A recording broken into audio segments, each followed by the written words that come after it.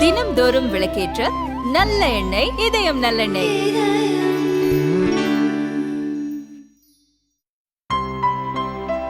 இனிமே கண்ணை மூடிட்டு கடலை எண்ணெய் வாங்கலாம்.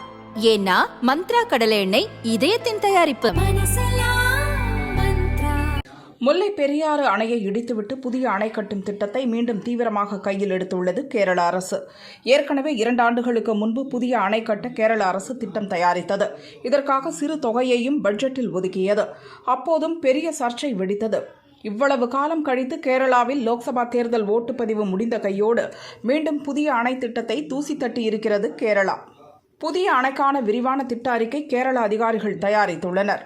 புதிய அணை கட்டும் திட்டம் தொடர்பான கருத்துருவை மத்திய அரசின் சுற்றுச்சூழல் துறைக்கும் அனுப்பி வைத்துள்ளனர்.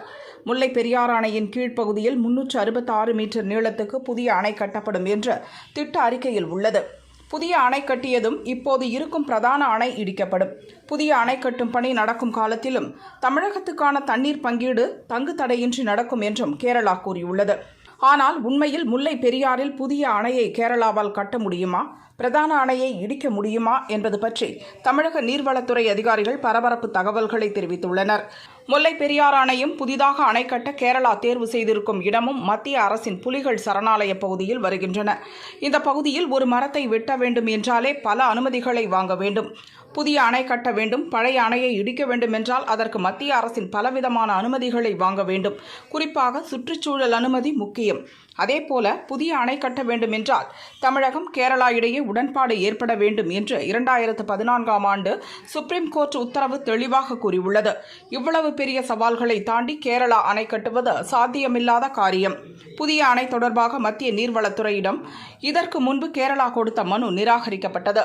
மீண்டும் மீண்டும் கேரளா இந்த முயற்சியில் இறங்கினாலும் மத்திய நீர்வளத்துறை அமைச்சகம் ஒப்புக்கொள்ளாது.